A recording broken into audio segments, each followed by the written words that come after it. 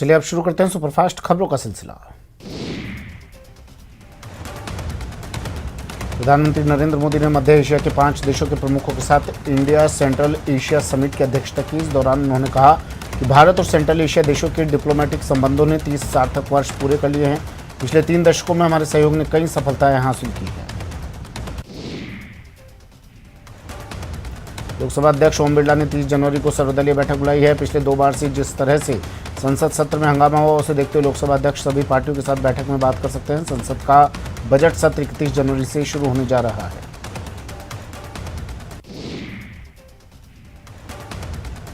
एक फरवरी 2022 को आम बजट पेश किया जाएगा। वित्त मंत्री निर्मला सीतारमण इस बार भी पेपरलेस फॉर्म में बजट पेश करेंगी। बजट की गोपनीयता बनाए रखने के लिए बजट बनाने में शामिल अधिकारियों को नॉर्थ ब्लॉक के भीतर लॉक इन में रहना होता है।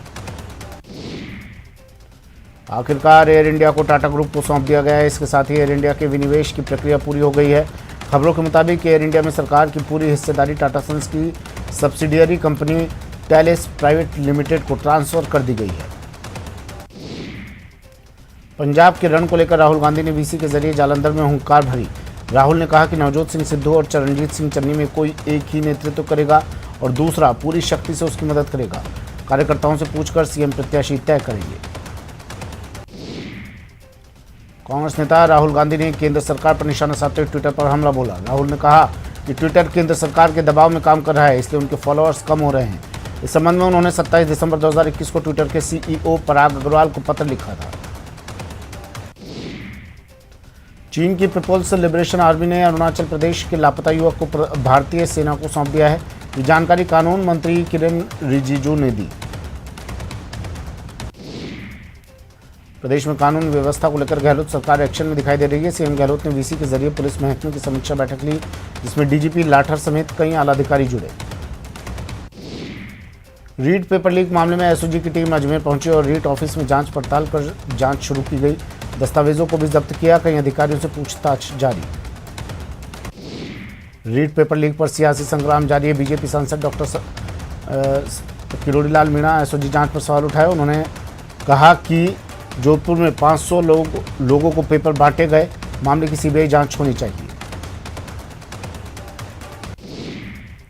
उपनेता प्रतिपक्ष राजेंद्र राठौर ने रीट पेपर लीक मामले में सीबीआई जांच की मांग की है। राठौर ने कहा कि सरकार को रीट भर्ती परीक्षा को रद्द कर नए सिरे से परीक्षा आयोजित करानी चाहिए।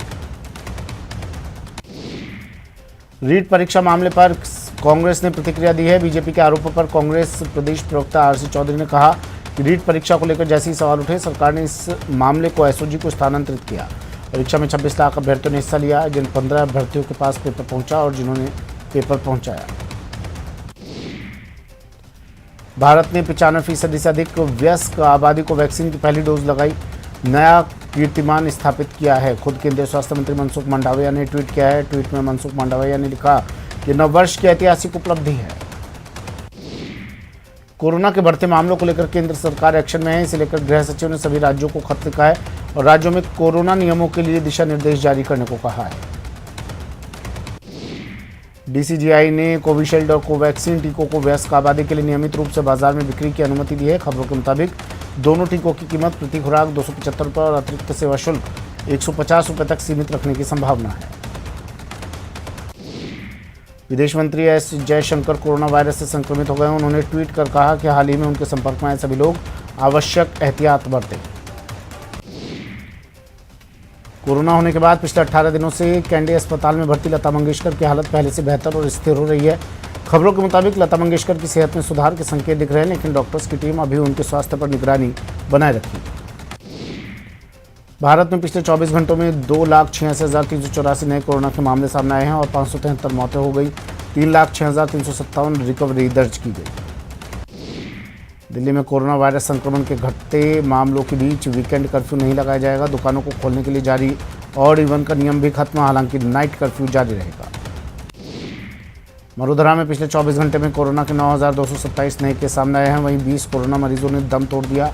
अब प्रदेश में एक्टिव केस का आंकड़ा 87,000 के पार पहुंच गया है। कोटा में चिकित्सा विभाग की टीम ने कोरोना और मौसमी बीमारियों को लेकर 17,152 घरों का सर्वे किया। इस दौरान 3 घरों में लार्वा मिलने पर मकान मालिकों को नोटिस दिया। जोधपुर में मूक बधिर बच्ची से छेड़छाड़ मामले में पुलिस ने एक आरोपी को गिरफ्तार किया। पुलिस ने आरोपी पर पॉक्सो एक्ट की धारा लगाई। छात्रा से दुष्कर्म मामले में बांसवाड़ा पुलिस ने एक आरोपी को गिरफ्तार किया और पॉक्सो एक्ट के तहत मामला दर्ज कर पुलिस मामले की जांच में जुट गई है। नाबालिग से गैंगरेप मामले में करौली पुलिस ने एक आरोपी को गिरफ्तार किया। आरोपी पुलिस की गिरफ्तारी से बचने के लिए केरल में रहकर मजदूरी कर रहा था और कल ही वापस करौली लौटा था। नागौर के सुनारी गांव में एसीबी ने घूसखोर पटवारी को ट्रैप किया। एसीबी ने पटवारी मदन लाल को 8,000 रुपए की रिश्वत लेते रंगे हाथों गिरफ्तार किया। धौलपुर के नकटपुरा गांव में नौकरी न लगने से एक युवक ने फांसी के फंदे पर लटक कर आत्महत्या कर ली। पुलिस मामले की जांच कर रही है।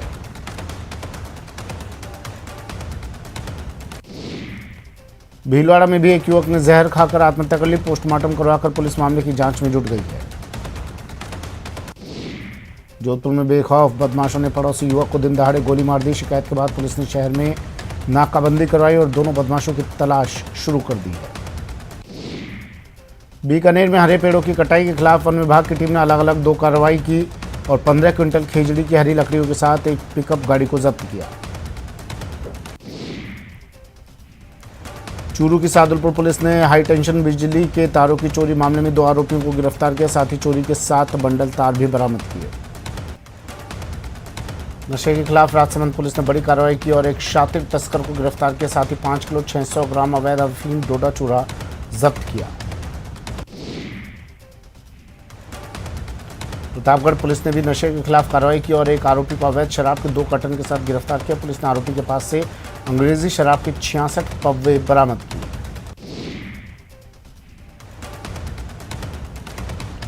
बाड़मेर में एक विवाहिता ने कीटनाशक पीकर जान दे दी। पुलिस आत्महत्या के कारणों का पता लगा रही है। सादुलपुर में पुलिस ने 2 बदमाशों को गिरफ्तार किया। बदमाशों के पास से चोरी की 7 बंडल हाई टेंशन बिजली की तारें जब्त की गई। कोटपुतली में जेडीए ने अवैध निर्माणाधीन भवन को ध्वस्त किया। जेडीए की कार्रवाई से इलाके में हड़कंप मच गया। उदयपुर में पुलिस ने पेपर लीक गिरोह को गिरफ्तार किया। इस गिरोह ने एमबीबीएस परीक्षा के पेपर को लीक किया था। करौली में पुलिस ने एक वाहन चोर को गिरफ्तार किया। चोर के पास से चोरी की मोटरबाइक बरामद हुई। बांसवाड़ा में सवारी से भरा एक ऑटो बेकाबू होकर पलट गया। हादसे में 3 महिलाएं सहित 7 लोग घायल हो गए। झालावाड़ के एक गांव में दीवार के ढहने से एक महिला की मौत हो गई। मौके पर पहुंचे डीएसपी ने मामले का जायजा लिया। भीलवाड़ा में ग्रामीणों ने पुलिस अधिकारियों का विरोध किया। अधिकारी पोस्टमार्टम के लिए महिला के 8 महीने पुराने शव को कब्र से निकालने गए थे। कोटपुतली में भाजपा कार्यकर्ताओं ने एडीएम को ज्ञापन सौंपा। ज्ञापन में पालिका कर्मियों के नेता प्रतिपक्ष प्रमोद सैनी के साथ अभद्रता की बात कही गई। कोटा में टीसी और सीसी की मांग को लेकर छात्रों ने जमकर हंगामा किया। मांग पूरी न होने पर छात्राओं ने आत्महत्या की धमकी दी। कोटा में खराब सड़क को लेकर भाजपा कार्यकर्ताओं ने पीडब्ल्यूडी कार्यालय पर प्रदर्शन किया। कार्यकर्ताओं ने पीडब्ल्यूडी के एक्सीएन को ज्ञापन सौंपा। करौली में मंत्री रमेश मीणा डांग क्षेत्र में जनसुनवाई की। मंत्री ने महिलाओं को राजीविका योजना के समूह से जुड़ने का संदेश दिया। धौलपुर में 5 दिवसीय प्राथमिक उपचार प्रशिक्षण शिविर का शुभारंभ हुआ, जिसमें मुख्य अतिथि के तौर पर जिला कलेक्टर शामिल हुए। सीकर में मातृ एवं शिशु चिकित्सालय के नए भवन का शिलान्यास कार्यक्रम हुआ। कार्यक्रम में गोविंद सिंह डोटासरा और मंत्री प्रसादी लाल मीणा शामिल हुए। बीकानेर में मंत्री बीडी कल्ला ने मोहल्ला दमामियाम में बनने वाले सामुदायिक भवन का शिलान्यास किया। मंत्री ने भवन निर्माण के लिए 8 लाख की राशि स्वीकृत की। भाजपा प्रदेशाध्यक्ष सतीश पूनिया 2 दिन के हनुमानगढ़ दौरे पर हैं। इस दौरान पूनिया ने जिला और मंडल कार्यकारिणी की बैठक ली।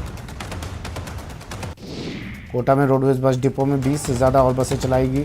29 जनवरी को होने वाली फायरमैन भर्ती परीक्षा के लिए की गई व्यवस्था। विधानसभा अध्यक्ष सीपी जोशी राजसमंद पहुंचे। वहां उन्होंने अपने मित्र के निधन पर परिवार के साथ संवेदना व्यक्त की। कोटा के आधे शहर में शुक्रवार सुबह पानी की किल्लत रहेगी। जलदाय विभाग की पानी की पाइपलाइन को शिफ्ट किया गया है। परिवहन एवं सड़क सुरक्षा विभाग द्वारा ड्राइविंग लाइसेंस के जरिए अंगदान की घोषणा कराने की पहल को लगातार समर्थन मिल रहा है। अब इस मुहिम को धरातल पर उतारने के लिए राजस्थान सरकार द्वारा संचालित state organ and tissue transplant organisation भी शामिल हो गया है। कोटा में कोविड टीकाकरण महाअभियान के तहत जिले में गुरुवार को 285 केंद्रों पर करीब 6,886 लाभार्थियों को टीके लगाए गए। श्रीगंगानगर में गुरुवार को कोरोना के 719 नए मामले सामने आए, वहीं 310 मरीज रिकवर हुए। इसी के साथ अब जिले में कोरोना के एक्टिव केस की संख्या 3,271 हो गई है। अलवर में एक युवक को सुनसान जगह पर बदमाशों ने जमकर पीटा, जिसका वीडियो सोशल मीडिया पर वायरल हो रहा है। पीड़ित युवक के पिता ने पुलिस थाने में मामला दर्ज करवाकर इंसाफ की मांग की है। कोटा के रामगंज मंडी में एक मकान में खाना बनाते समय अचानक आग लग गई, जिससे अफरा तफरी का माहौल हो गया। राहत की बात यह है कि आग पर समय रहते काबू पा लिया गया। रामगंज मंडी में बीजेपी कार्यकर्ताओं ने पीडब्ल्यूडी कार्यालय में पुराने और फटे हुए टायरों के साथ पहुंचे और प्रदर्शन किया। कार्यकर्ताओं ने पीडब्ल्यूडी के एक्सीएन को ज्ञापन दिया और खैराबाद सड़क मार्ग को तुरंत दुरुस्त करने की मांग की। कोटा में कुन्हाड़ी भीमगंज मंडी समेत आधे शहर में पानी की किल्लत रहेगी। एमबीएस अस्पताल के नए पोस्टमार्टम रूम बनने में बाधा बन रही जलदाय विभाग की पानी की पाइपलाइन को शिफ्ट किया गया। झालावाड़ के चौमहला कस्बे में महिला एवं बाल विकास विभाग द्वारा आवंटित की गई दाल के भारी मात्रा में लावारिस अवस्था में खाली रैपर मिले। धौलपुर में बाड़ी विधायक गिरिराज सिंह मलिंगा सहित ब्राह्मण समाज को वीडियो वायरल कर धमकी देने वाला इनामी दस्यु जगन गुर्जर को लेकर पुलिस की छापेमारी जारी है। भारत की 1964 टोक्यो ओलंपिक स्वर्ण पदक विजेता हॉकी टीम के कप्तान रहे चरणजीत सिंह का हिमाचल प्रदेश के ऊना में उनके घर पर दिल का दौरा पड़ने से निधन हो गया। अमेरिका की डेनियल कॉलिंस ऑस्ट्रेलियन ओपन 2022 के महिला एकल के फाइनल में पहुंच गई। उन्होंने सेमीफाइनल मुकाबले में पोलैंड की ईगा स्वियातेक को सीधे सेटों में 6-4, 6-1 से मात दी। यहां डेनियल कॉलिंस की टक्कर ऑस्ट्रेलिया के एशले बार्टी से होगी।